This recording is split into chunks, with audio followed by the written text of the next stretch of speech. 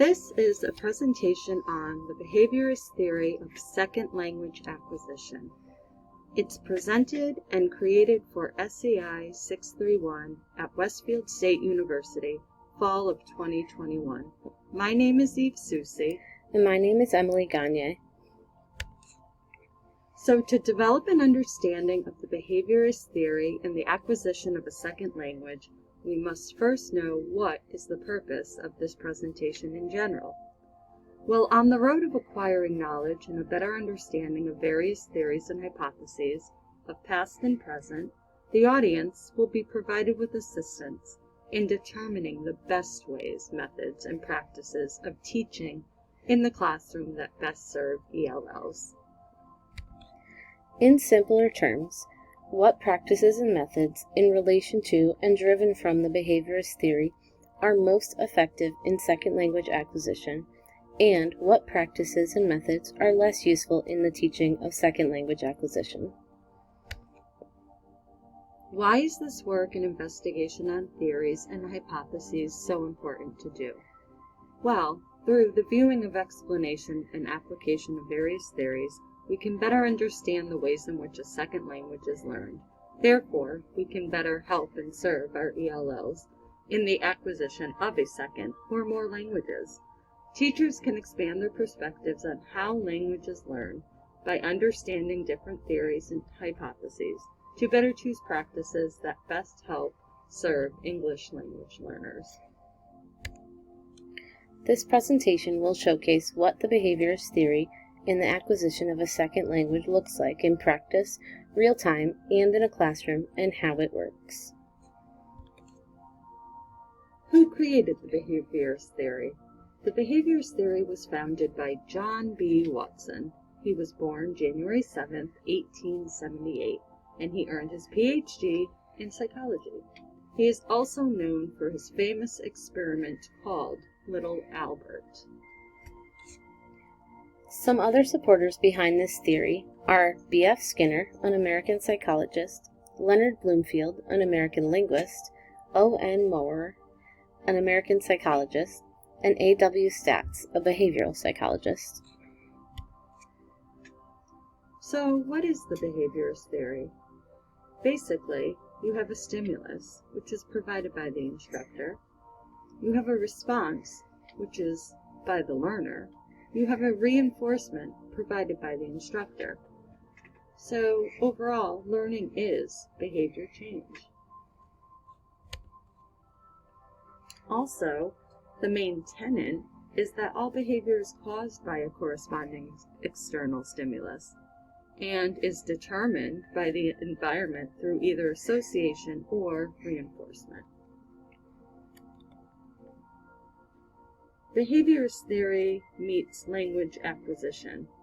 According to the behaviorist theory, Skinner, 1985, equated learning a language to verbal behavior. Therefore, he believes that language acquisition, like any other behavior, can be observed, rather than trying to explain the mental systems underlying these types of behavior. To him, children are born with a blank state of mind, or tabula rasa. Children acquire L1 through stimuli given to them, and the responses of children are conditioned through reinforcement. Here's a video that we found explaining a little more about the behaviorist theory of SLA. We're going to talk a little bit about the behaviorist theory of second language. So, what exactly is the behaviorist theory of SLA? Or second language acquisition? Well, take a look. The foreign language behavior learner is the organism whose behavior is being conditioned. The behavior is verbal behavior. The stimulus is what is taught or presented of the foreign language.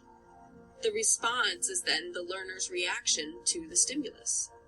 And the reinforcement is the approval and praise of the teacher and fellow students, as well as self-satisfaction.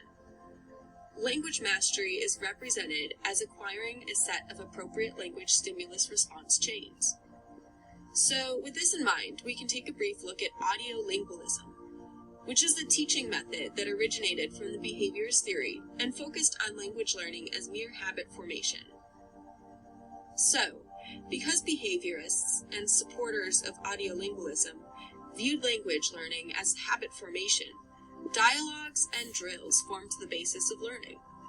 Dialogues were used for repetition and memorization, correct pronunciation, stress, rhythm, and intonation are emphasized. Furthermore, one of the results of treating learning as behavior was that meaning was excluded from consideration, especially. We're going to talk a little bit. The process of behaviorist theory of second language acquisition is, in essence, imitation, repetition, reinforcement of grammatical structures. The audiolingual approach has two steps. First, listen and speak, and second, read and write. Some more of the main points are that in this method, errors are immediately corrected to avoid bad language habits from forming. This method also uses the drill and skill practice, where audio tapes are often utilized. In this method, it's based on an assumption that this is the natural way and sequence in first language acquisition. And this assumption has been disputed. Some implications and issues with SLA, behaviorist theory, is that it was not concerned with understandings of language, rather the sounds and structures of language. Only 1 to 2 out of 40 students reported successful language competence acquired through this approach. Students were less engaged, bored, and not able to take away what they needed from this practice outside of the classroom. Some of the instructional implications of the second language behaviorist theory. The source of the linguistic input is drills. The nature of the input is grammatical structure. The ideal classroom composition targets same-level ELLs. The student output comes from repetition and grammar pattern drill response. The pressure to speak is that students repeat immediately after the teacher, and the treatment of errors happens immediately. So here's an application of audiolingual method of language acquisition in an ELL classroom. Hi, good afternoon. How are you? Fine, thank you. Fine, thank you. Yeah. Today we are going to have a conversation with these two persons. This is Pat and this is Tom. Yeah. They are going to say hello, and I want you to listen. Look at this. Hi, Tom. Hi, Pat. How are you? I am fine, thank you. And you? I am fine. Yeah. Where are you going? I am going to the cinema. Okay? Now you are Pat, and now you are Tom. Okay? Hi. Listen, and repeat, yeah? Hi, Tom. Hi, Tom. Hi, Pat. Hi, Pat. How are you? How are you? I am fine, thank you. I am fine, thank you. And you? And you? I am fine, thank you. I am fine, thank you. Where are you going? Where are you going? I'm going to the cinema. I'm going to the cinema. Okay? Now vice versa. Hi, good afternoon. Some praises that this theory has received are that it shapes behavior quickly, the behaviors can be measured, the learners quickly adapt to their environment, and this theory is easily adapted and controlled by the teacher. So, some questions for the audience today. 1, for comprehension. What specifically are your biggest takeaways from this presentation? What is the behaviorist theory? And what components of this theory are applied to the secondary language acquisition audiolingual approach? And number 2, provide us with some feedback. On a scale of 1 to 10, 1 being the lowest and 10 being the highest, how would you rate each component of this presentation? Was it concise? How was the context and content?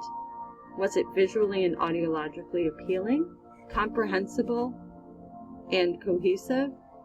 And lastly, what are some things, if any, that we could have done better?